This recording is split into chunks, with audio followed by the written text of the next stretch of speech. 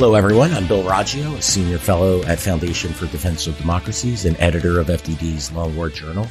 And this is Generation Jihad, the podcast that discusses the happenings in what used to be known as the global war on terror, what we call the Long War, and what some people wanted to refer as the endless wars. But as we've noted numerous times, these endless wars, they don't end. The United States may want to end our involvement in these wars, but jihadists, they keep on going.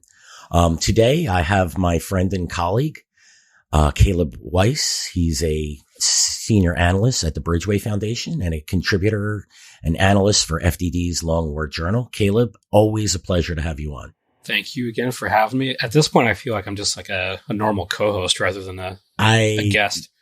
Yeah, that's my preference, Caleb. So let's just make it happen. So Caleb, always tracking the ongoings in the jihad across the world. Recently there was a prison break in Nigeria. Caleb's going to break that down for us shortly. And that's what we're going to discuss. Jihadist prison breaks, sort of a brief history of it, what it means to the jihadist groups. This conversation is really what the founding of Generation Jihad with Tom Jocelyn and I, we have, and also with conversations with Caleb, we have, and we're like, boy, this always would be interesting if we, I wish we recorded that and put that out there, maybe with a little bit less of the profanity and, a little less and swearing, other inappropriate conversation. Sure. But, so, and that's what today and generally that's what our conversations are. And, that's what we're going to go. So Caleb, tell us about this prison break in Nigeria. Is quite significant. You noted it, in a recent article in Long War Journal. So give us a rundown. Right. No, it absolutely is significant. I believe this is the first ever major prison break, if not prison break in general, this close to Abuja, the capital of Nigeria. But essentially what happened is that, this team of armed gunmen, they raided the Kuje medium security prison in Kuje, which is this outskirts suburban town to Abuja, that housed, over 1,000 inmates. Not all of them jihadis, not all of them terrorism related. There were other criminals, there were bandits, whatever. But it did house, dozens of actual, jihadis and terrorists. And that's who, these gunmen were going after. And there's a little, confusion over who actually did the jailbreak. The Islamic State claimed it. But locals are saying, well, it was the Islamic State with the help of other groups. But really the point is that over 800 inmates were freed. At least 64 high profile, quote unquote, Boko Haram members, which I'm saying quote unquote, because Boko Haram has become such a catch-all term in Nigeria for pretty much any jihadi. These guys are probably old, Boko Haram being, the Shakal-led group, probably some Ansar members, but, we're not really sure the exact details on all of them. But regardless, almost, over 800, 300 were later recaptured, as of late last week, but I'm sure that's higher now. But yeah, the main confusion still is, obviously the Islamic State claimed it, but did they have help? Locals have reported that, it might have been old, quote unquote, Boko Haram networks. Again, the old Shakal guys, which referring to Abu Bakr Shakal, the leader of quote unquote Boko Haram and the first leader of the Islamic States group in Nigeria before he was deposed for being too radical for ISIS, that's speaking of Shakal, Caleb, I miss him. I know he was dude was a mad lad. He was literally insane. Yeah. Insane for AQ, too insane for IS. Like both groups kicked him out. Yeah. He was right up there with some of the more interesting jihadist characters. And, sure, he was evil, but he was quite entertaining. Some of the most infamous videos. Yeah. Good. Anyway, look, we got to get some type of humor at every job. And, always was appreciative when Shakal came out and showed us just how crazy he was. Like you said, too crazy for the Islamic State. That's saying something. But yeah, it's really dark niche humor, but his videos they did have a tinge of comedy to them, I think. But anyway, so people are saying that, people that were, older veterans of his network might have helped the Islamic State in this. There's another more, nebulous group called Dar es Salaam. I'm not really too sure what that is. Not a lot of people have that much insight into it. But it's another, Islamist jihadist group in Nigeria that people are saying also helped the Islamic State in this. But this is what the Islamic State does, and I think this is the genesis of this overall conversation, is that operations like this are major components of the Islamic State's core ideology at this point. To them, they constantly talk about we need to free the brothers in prison, that we haven't forgot about them, and this harkens back to the breaking the walls campaign, the infamous breaking the walls campaign in Iraq, which we'll get into as sort of a segue into that. But I think that this is kind of the next evolution of that breaking the walls campaign. Of the Islamic State has continued that legacy, and now we're seeing it in Nigeria. We saw it in DRC a couple of years ago. We saw it in eastern Syria earlier this year. We saw it in Afghanistan. This is the latest iteration of that, if that makes sense. Yeah, absolutely, Caleb. And I find it really interesting. The jihad goes through phases, right? And we saw these types of breaks quite a bit in the early stages of the insurgency, or mid stages of insurgency in Iraq, and as well as in Afghanistan and Pakistan. And I think it's telling, because what happens is enough jihadists get put in jail, the prisons start filling, and we always have to remember these prisons serve as recruiting grounds for the jihadists. So you said there might at least 64 well-known jihadists are in those prisons. How many have they turned? Right? We places like every prison that these jihadists are in, it's almost like a recruiting center. It's like you're caught, but it's an opportunity to expand the brotherhood of jihadists. No, I mean, it's a well-known tactic for extremist groups, not just jihadists, but extremist groups very large, to even have members whose sole job is to be the prison radicalizer. Yeah. Yeah. And so right now what we're seeing in Africa is what we saw in, I'll say anywhere from like 5 to 10 to 15 years in places like Afghanistan, Pakistan, Iraq, Yemen, where these types of prison breaks we're seeing now in Africa were more prominent, and were more prominently the propaganda efforts by jihadist groups, by Al Qaeda. Really was Al Qaeda 15 years ago, and even 10 years ago, it was purely Al Qaeda and its fellow travelers.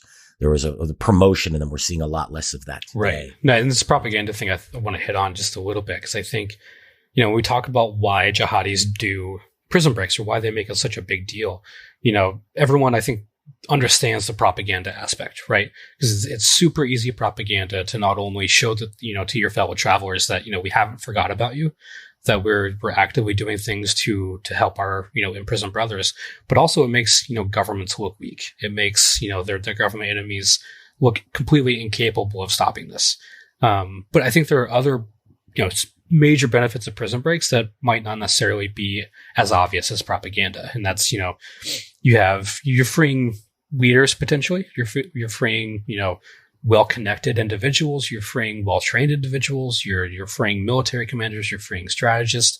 You're freeing all these important people potentially. That's, not only give a boost to your ranks, but, you're boosting capabilities. So if a group is, on the downward swing, a prison break might actually be a transformative, phase for that group by releasing individuals that help it come back up on the upswing, if that makes sense. In addition to, freeing any non-members of the group who might otherwise not join the group, but because you freed them, they join you, and then, boosting their rank and file. There's all these huge benefits to prison breaks that, this is why jihadist groups do it, but not just jihadist groups. I should, caveat that, prison breaks. We're discussing in the jihadist right. I mean, context. Insurgents do this. It's groups as like well. Very common insurgent tactic. But I feel like jihadis have, perfected this. Like this is their part of their main MO, especially with the Islamic State. Yeah, it's a part of the messaging, right? They're saying we're not going to leave our brothers behind. I think there's a religious context to that as well. I'm going to read what the Islamic State said when they announced the breaking or destroying of the walls campaign. I think this was in July 2012, if I recall. I'm going to directly quote that. And here it goes. It says, we give you glad tidings of the commencement of a new phase from the phases of our struggle, right? This gets back to where we were talking about there's certain phases in their struggles, right? It continued, which began with a plan that we have dubbed destroying the gates, breaking the walls, the same thing. It's translation. We remind you of your top priority, which is to release the Muslim prisoners everywhere and making the pursuit, chase, and killing of their butchers from among the judges, detectives, and guards to be on top of the list. So a note within there, they say Muslim prisoners everywhere. They're not saying fellow jihadists or fellow Islamic State. So there's an extra propaganda effect. We're freeing the prisoners of Muslims who they're going to claim are being held by apostate regimes or by Western governments and things like that. So the propaganda effect, it's extremely important messaging, and that the Islamic State's announcement of this campaign, I always felt that was significant. We had Al-Qaeda, we had in Afghanistan and Pakistan, similar things going on. But I thought that in Iraq, that was a very focused campaign. No, it was super transformative for AQI. I mean, then later IS, when they became IS, if it wasn't for the Breaking the Walls campaign in Iraq, they might not have been able to do what they did, just 2 years later. So I think, talking about how prison breaks would be transformative is, a key topic for talking about prison breaks. Is yes, you do have prison breaks that are just, more run of the mill in terms of, they may happen on a smaller scale or in a period when the group doesn't necessarily need to have, this large scale prison break. But, there are various times where jihadis are, do a prison break, and this completely changes the trajectory of not only their history, but also like the conflict in which they operate's history. One thing I think about is AQAP, the Al-Qaeda Arabian Peninsula, was founded by prison breaks. I mean, it was founded by members who were freed in prison breaks in Saudi and Yemen. If it wasn't for those prison breaks, you wouldn't have AQAP. These were top tier leaders, many of whom the U.S. has killed since in drone strikes.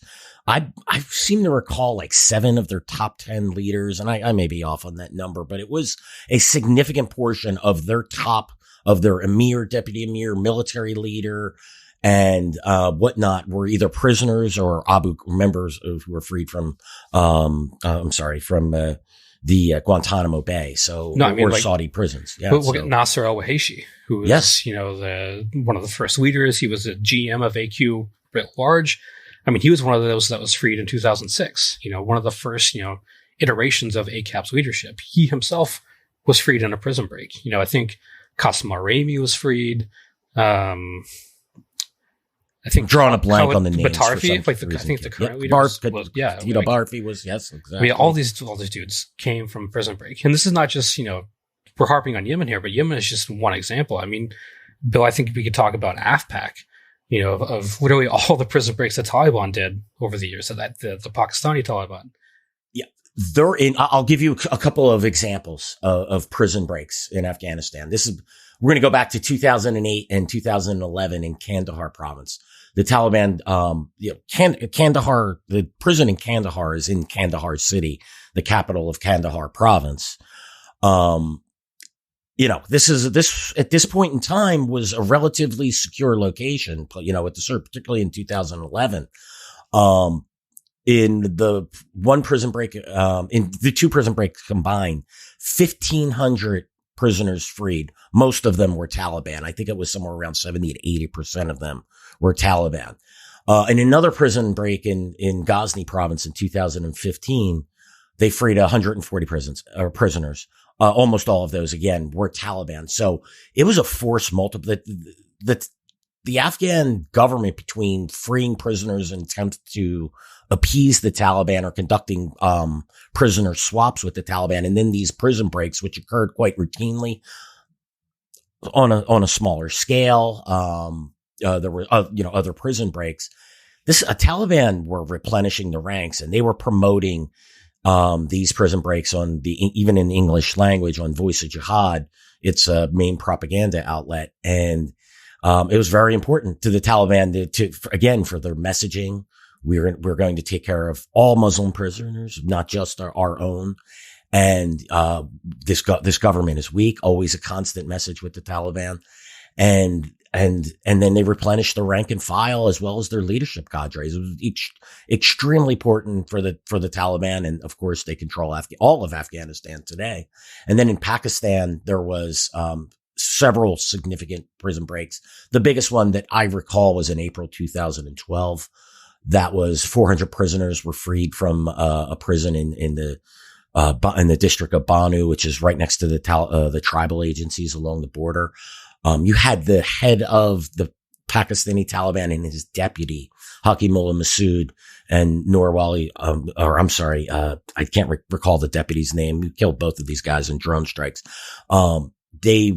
They were present this tells you how important these raids were. And I recall videos of hundreds of Taliban fighters gathering and then breaking off to conduct the assault on the prisons.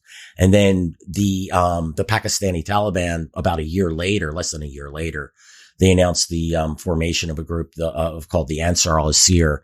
And it was a unit tasked to free jihadist prisoners as well as support the families of prisoners while they're in jail. Which that was a joint unit too with the IMU. Yeah. And a funny story about this. You're in this business too long when you start doing things like forgetting the names of the deputy emir of the movement of the Taliban in Pakistan a decade ago, or that this unit, Ansar Asir, Caleb had to remind me about this. I wrote the damn article in 2013. But when you're covering multiple theaters and have, and then particularly time really becomes compressed. So thank you for reminding me about that one, Caleb. That's a deep cut, dude. It's a deep cut. It's good stuff. My memory is not a trap anymore. And there were three members, who were accompanying this video that was put out. Again, this was a big to-do for the Pakistani Taliban and the Islamic movement in Uzbekistan. One, a German commander from the Islamic movement of Uzbekistan. His name is Yasin Choka. He was a guy who was featured in a lot of both Taliban and IMU videos. Adnan Rashid, he's a dangerous jihadist. He was freed in a previous jailbreak. Or actually in that jailbreak from the year prior. And then a Russian IMU member known as Abdul Hakim. By the way, we don't even know where Abdul Hakim is 9 years later. I haven't ever heard of a report that he was killed or captured. This is how long these guys are out there. But that's the import of prison breaks. Like they're taking time to tell us these are important. And by the way, when these videos come out, when there's notices or that, when you see these groups start announcing things like the Breaking the Walls campaign or the formation of the Ansar al-Asir, or when the Afghan Taliban is telling us how important it is, you probably know of something big is coming down the pike, and maybe government should pay attention. Yeah. So just for this Russian guy, Abdul Hakim, I actually do know where he is. He's dead. Oh, now. Yeah. The Islamic State eulogized him, I think, like maybe in 2016 or 2017. Okay. All right. Yeah. So he basically, I remember I wrote this, but I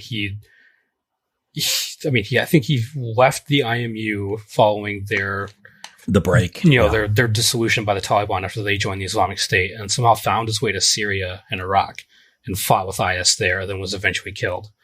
Then they eulogized him. But, big name guy. Yeah. Yeah, these, and look, that's a great example of how the schism between the Al Qaeda and the Islamic State, which broke off for it, really made following some of this really difficult, right? I'm expecting to see Abdul Hakim was all in with the IMU and the TTP, as that video shows, and yet when the IMU basically split in half. And half joined the Islamic State and half went underground, but remained with the Al Qaeda, on the Al Qaeda side of the ledger. I was expecting that I'm not expecting, but you got a guy like Abdul Hakim going to Syria, where a lot of IMU guys actually wound up in. So thank you for letting me know about that, Caleb. That's very quite interesting. Again, another deep cut reference, man. I'm full of it today.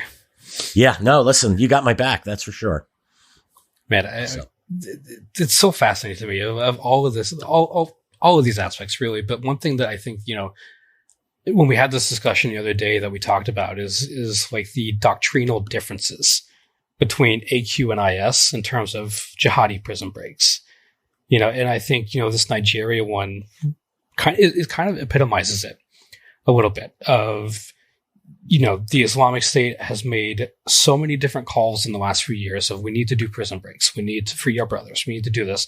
And then you see them happen, and like I said earlier, Nigeria is just the latest iteration of this. But, what was it? Just last month, Al-Qaeda did a small prison break in Yemen, which completely flew under the radar. No one really reported on it. Al-Qaeda themselves never celebrated it. But I think that really shows the differences in how the two groups, react to these type of operations now. One thing that we talked about is that AQ sort of, we're speculating a little bit here, but AQ sort of seems to have the luxury to not have to make it such a core part of the ideology.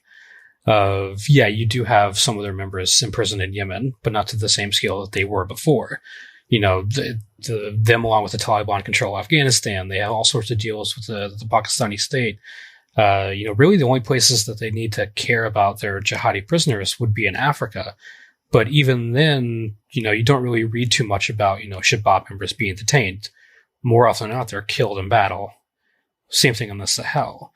So it's not really something that AQ needs to have these big mobilization campaigns around of, we need to do these. Now, they'll, of course, like Shabab and JNIM do jailbreaks. They did this. JNIM, Al-Qaeda's group in the Sahel, did a series of jailbreaks in 2018 and 2019 that AQ General Command actually did celebrate. And the same thing last year when Shabab did the big prison break in Basaso in northern Somalia, AQ also celebrated it. But these are, sort of one-off celebrations for those individual things rather than a general, mobilization campaign that the Islamic State does all the time. And I think that's fascinating of that, AQ, which, kind of really, were the, originators of these big mobilization campaigns for prison breaks, no longer have to.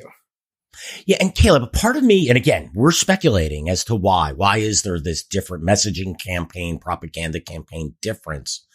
However,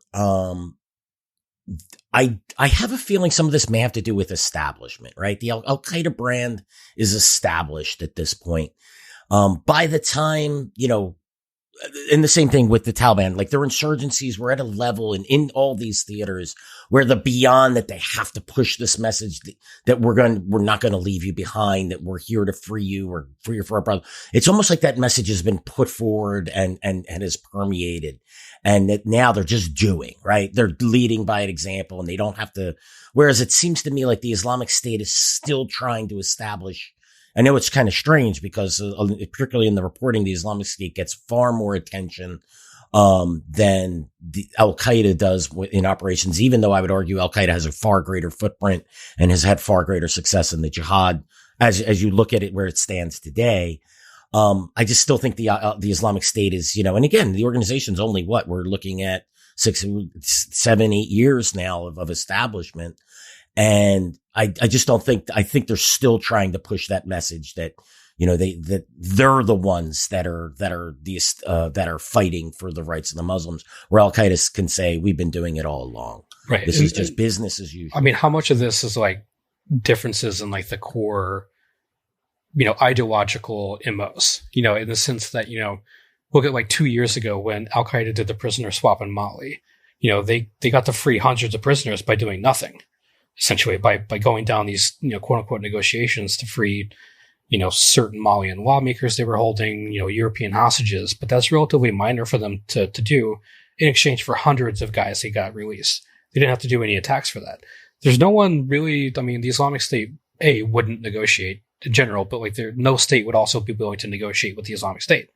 So you also, that luxury that AQ has is they are more willing to participate in situations like that really negates any necessity to do prison breaks in certain circumstances. Whereas like IS, that's really their only, avenue is they have to do it. Yeah. I mean, look in Afghanistan, right? The Taliban, when negotiating with the US and leaving the Afghan government out, was able to get the release of 5,000 prisoners. And the Afghan government basically had no say, and the U.S. pressured them to free them. They didn't have to conduct a single attack to get that 5,000 out. So I think I always, I'm kind of going back to the stages of jihad. And it was kind of funny when I read, the destroying the walls campaign, they actually say that, at this stage of the jihad, this is what we must do. And I think that there's probably a lot to that. The Al-Qaeda feels that it's established. And as you noted, and that it has different avenues to get prisoners freed. It's almost like when the Taliban took over Afghanistan and Bagram and other, Polichak prisons were opened up. The Taliban didn't even really celebrate that. They were just, it just was, but then again, why would they? They just took over Afghanistan. The prison, breaking those prisoners out of jail.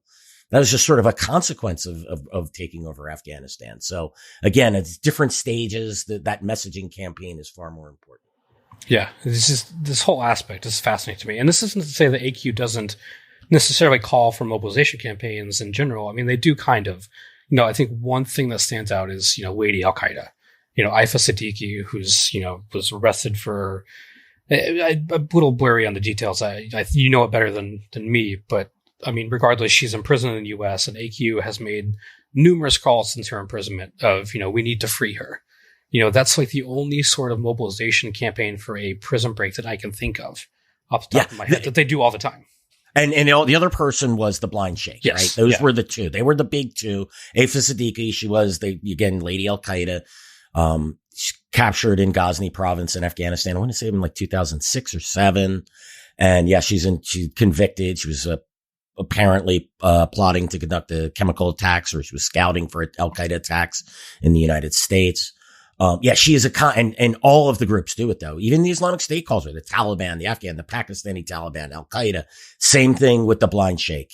But he's dead now, so they don't call for his release. But those were the big two when it came to the, that was constant messaging. But it's almost like they were like symbols themselves, right? Right. It's particularly symbols. The fact that they were in Western jails, whereas these jailbreaks are typically taking place in the, in Muslim countries, right? Where the local government is holding the regime. So I think those are sort of two, one's calling for an individual prisoner's release and identifying the plight, and the other is calling for getting them all out of that's what I mean by it's like a limited mobilization campaign. Mm-hmm. Of like it's very pinpointed to one specific individual. But though that's really the only thing I can think of for AQ that they have, anything within that same sort of sphere that that IS does. And that's a sustained campaign. The really Siddiqui and the blind sheikh. It's an evergreen. To be honest with you, you could throw that up whenever and you'll still be relevant as long as she's imprisoned. Right. Like, so it's not like saying, hey, we need to get these people out of these jails and this, right? Like, so it's a great point, Caleb. A very, very good point. So Caleb, let's talk a little bit, more detail about the Iraqi, prison breaks. These were quite significant. And you definitely know more than I do. You covered it at the time. I remember several of those articles back in the day. The breaking the walls. We discussed a little bit about the lasting legacy of breaking the walls throughout this entire conversation, but I think the actual events are also fascinating. Of like these were massive jailbreaks, like insanely massive. Yeah, and so I'll just do a couple of them here that came to mind. In 2012 in Tikrit, had over 100 prisoners freed. The 1 year later, actually half a year later, in July 2013, 500 prisoners freed from prisons in Taji and Abu Ghraib. And by the way, almost all of these were Al-Qaeda prisons, right? There were prison breaks in Mosul, several of them. I actually, had been to some of these prisons, when I had embedded with U.S. military police and military transition teams. So I visited a local prison in Fallujah at the Fallujah compound. And then I was at the, prisons that were west of Mosul. And those prisons actually, I think a year or two after I left, there was some prison breaks there. They were smaller, but again, Al-Qaeda in Iraq, which of course morphed into the Islamic State in Iraq and Syria. They put a massive emphasis on this. I would estimate thousands and thousands of their fighters, at one point, maybe tens of thousands of the fighters probably spent time in prison, and thousands of them were broken out of jails. That I don't think that number is probably, on target. The Islamic State made a significant effort to hit prisons everywhere, and they were quite successful. You had problems with corruption that was endemic with the Iraqi police and in the prison system.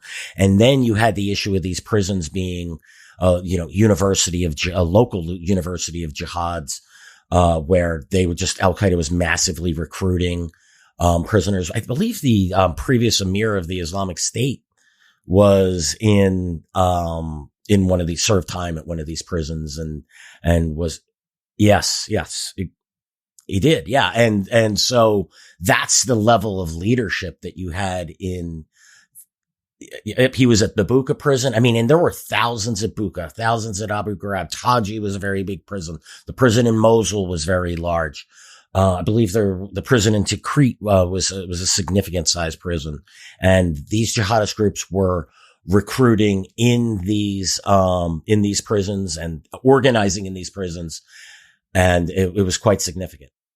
So this is a genuine question I have for you, Bill. I'm not super familiar with it, but it's something that I've never forgot the imagery from. Do you remember I think it was the August 2012 raid on Haditha, when the Islamic State released that super sophisticated video of like showing, this highly, coordinated, well-trained attack on police station and a few other government buildings in Haditha. Like, did that have any, that was taking part during the whole, first iteration of breaking the walls.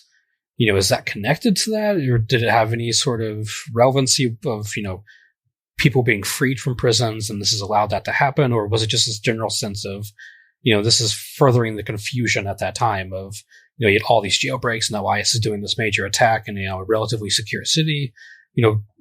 Are they connected?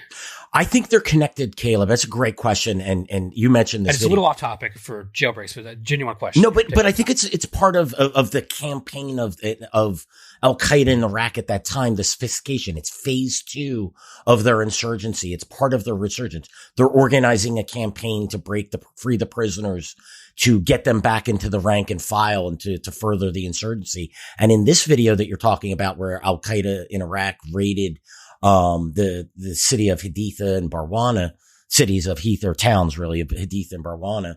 I think it's part of that. So this is part of you have we're going to free our prisoning campaign. And then here's our military resurgence campaign, and they're connected. When they roll into the town of Haditha, they go directly to the police station. If they freed any prisoners there, they would just be local prisoners. What you would have is like this, think of it as like your not even your county prison, but your town prison, right? Where you keep the drunks and the petty thieves that are waiting to get transferred over to county.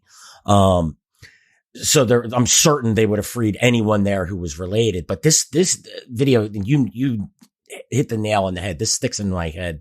This video I'll never forget, because what it did was, this was the precursor to the Islamic State's takeover of first Anbar province, and then central and northern Iraq, and then ultimately Al-Qaeda's formation of the Islamic State of Iraq and Levant, and then the ultimate the Al-Qaeda ejecting the Islamic State. So it is part of that campaign, the campaign of the resurgence of Al-Qaeda, of the sophistication of its campaigns. This was more of the military angle, but how does its military get to this effectiveness? It's because of that prison campaign, the breaking the walls campaign, that frees up resources for Al-Qaeda to put together these military teams. I'd have no doubt that some of the jihadists who conducted this attack, very likely were in Iraqi prisons at some point in time. And I'll just, on a personal note, I had embedded with, the U.S. Marine Corps in both, Haditha and Barwana. These were some of the first cities, or first towns really, that went over to, the awakening that broke away from Al-Qaeda in Iraq and put up resistance to Al-Qaeda. And then ultimately, became part of the awakening, the Anbar awakening. And I always felt that this was a very clear message, that this was because this video shows the first time, we all remember the convoys rolling across the Iraqi deserts, taking over Tikrit and Mosul and Fallujah. But it first began in August of 2012 when now Al-Qaeda didn't occupy these towns. They rolled in though in a fashion. They gave us the preview of what was to come. I remember after this attack and then watching this video warning military officials and U.S. military and intelligence officials and saying, look, they're telling us the Islamic State is this was, of course, President Obama saying the Islamic State's the JV team or the Iraq war. People are saying the Iraq war is over. We're victorious in Iraq. And I'm sitting there saying, you need to reevaluate this. They are resurgent. And what we just witnessed there is not good. Within just a little bit over a year, after that video was released, Al-Qaeda in Iraq took over and just almost all of Anbar province.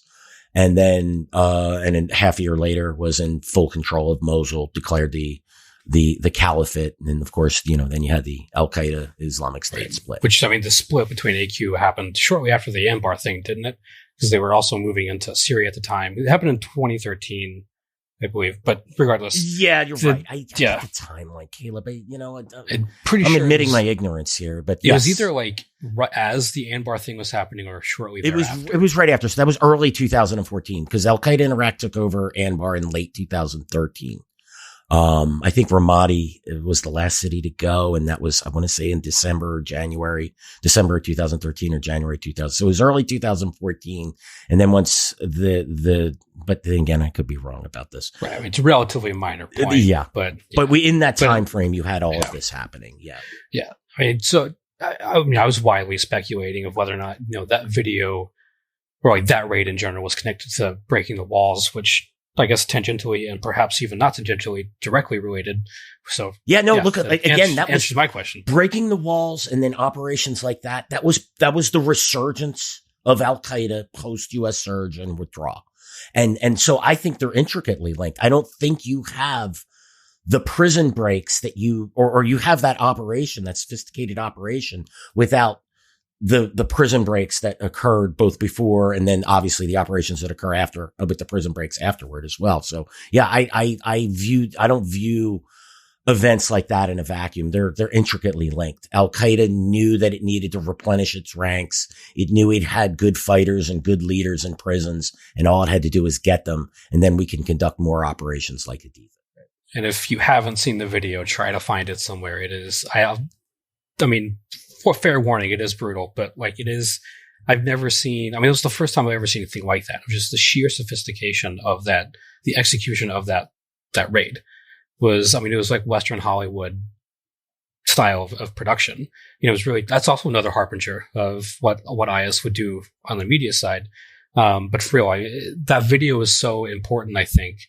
I think a clear example of that is there's even an academic article written about that video itself, which, shout out to Craig Whiteside who wrote it. But that's how, foundational that video was and just how, the only reason I, bring it up is just because it's never left my mind since I've seen it 10 years ago. We're still talking about it. Yeah, no, look, this is like, if we had a handful of videos, like what are the ones that you remember significantly? This is one of them. This is definitely in my top 5, if not my top 10. That video, like you said, look, people seem to think the Islamic State just grew up out of nothing, right? It just all of a sudden we had the Islamic State in Iraq, and no, it came out of operations, and it came out of Al Qaeda. But like as you wisely note, Caleb, that video, was the precursor to that very sophisticated Islamic State propaganda that we all watched. And, that video opens them and it's very well shot. It's very well produced. You got to give them credit where credit's due. It opens up with them in a desert training camp in Anbar province. You see them doing target practice and live fire drills, marching in the desert. Then you watch them doing the planning. They divide them into groups. Then, they say this group is going to do X, Y, and Z. One of them is going to block the roads. Then, they're using a whiteboard. It's just amazing. You see them in Iraqi police uniforms. So they're using, subterfuge here. That video. Yeah. I realize it may be a little tangential to this discussion, but I'll talk about that video all day long. Just bring it back into like the actual focus. If that's what the level of planning that went into that attack, just imagine the level of planning that went into all of the prison breaks as well. I mean, it had to be of the same degree, if not a little more, because those are hard targets. Yeah, exactly.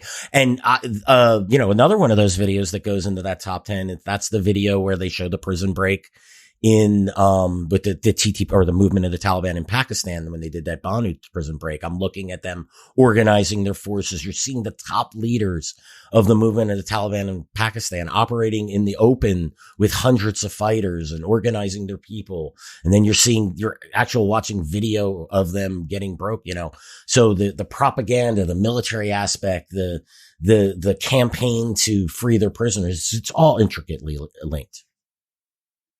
Awesome. Yeah. Thank you for that answer. That was actually a genuine question. Listen, it's, and I always appreciate intelligent questions, Caleb. You get me thinking about it, and I wouldn't have thought to link these, but looking back on it, I have no doubt that, that this is all of a piece, and I'm certain it is all of a piece.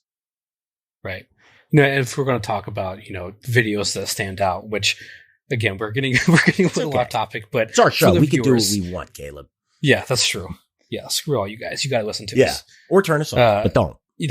One video that also, I've never forgotten. Remember, I think it was also 2012, of that AQ group in Sudan that filmed them digging the tunnel out of Khartoum. Yeah, that was classic, right? Yeah. And you were like, whoa, there's an AQ group in Sudan, first of all, right? Because that stuff was kind of on the down low. Filmed the tunnel that they built out of this prison in Khartoum. Yeah. That's insane to me. And then also, fun fact for you and the viewers, the main guy in that, he's dead now because all those dudes that were freed from Khartoum, but were involved in that prison break, ended up with Shabab in Somalia. And at least one of them, which I can't remember his name, but he actually had a rewards for justice thing on him. He defected from Shabab, and then Shabab hunted him down and killed him.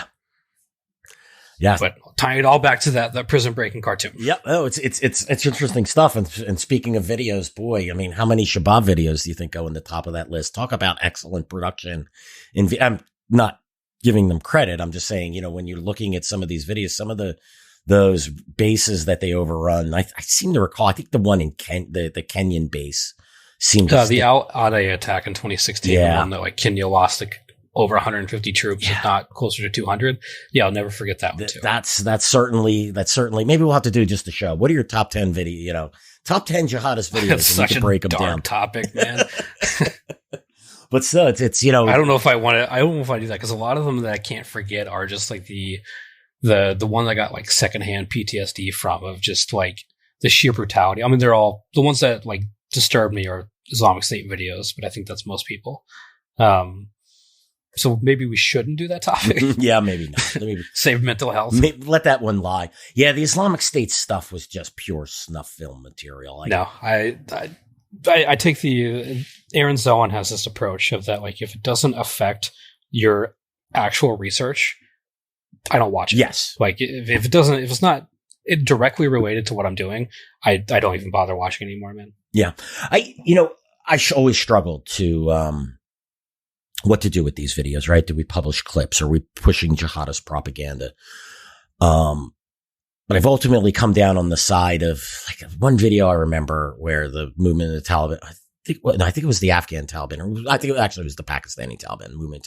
They lined up a guy and took out with the SPG-9. Yeah, yes, exactly. And blew the guy up. Yeah, I'll never forget that one either, man. That's definitely. Thanks to you. I think you published it. I did. And again, this gets to I didn't publish that for clicks or hits or anything like that. But sometimes you need to see the true brutality of these groups to really understand what they are.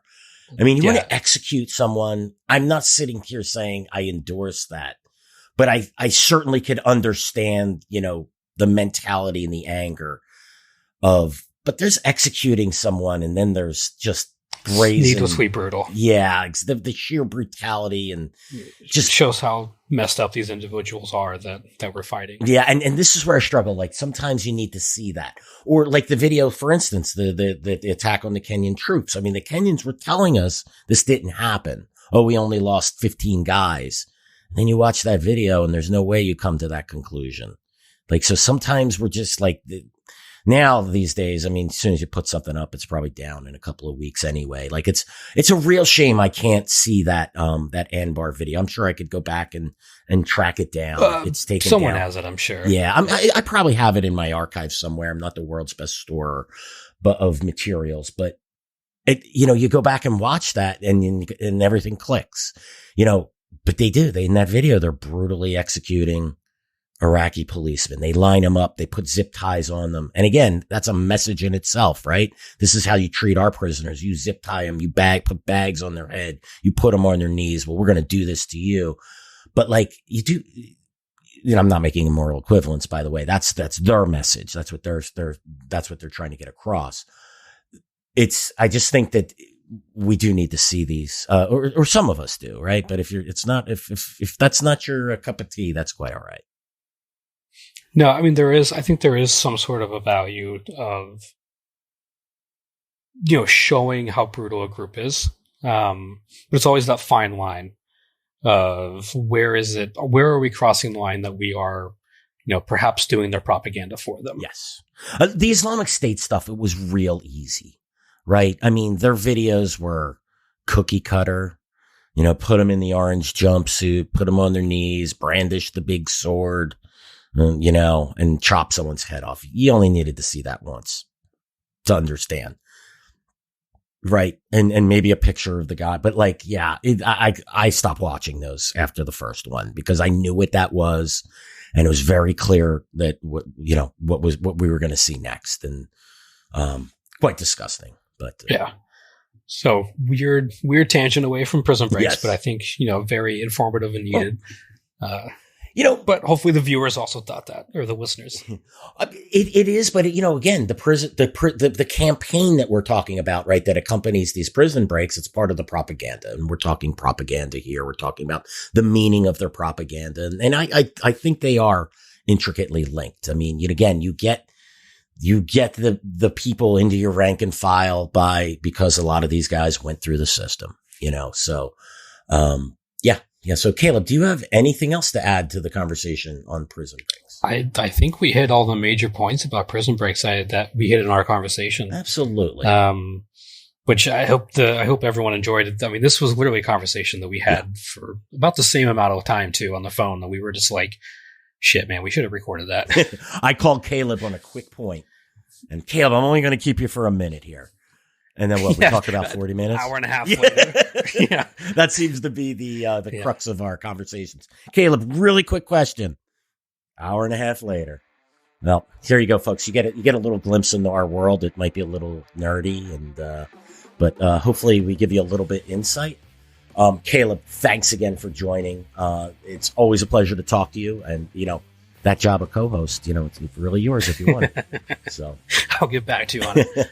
I know Caleb's a very busy man, doing some great work at the Bridgeway Foundation, and I really always appreciate you joining and having this conversation. Yeah, thank you for having me, man. And thanks again, everyone, for joining us for today's episode of Generation Jihad. Just a reminder, you can find us on YouTube, Apple, Spotify, and anywhere else you listen to podcasts. Make sure you subscribe and leave us a review, preferably a good one. Thanks again, and we'll see you again next time.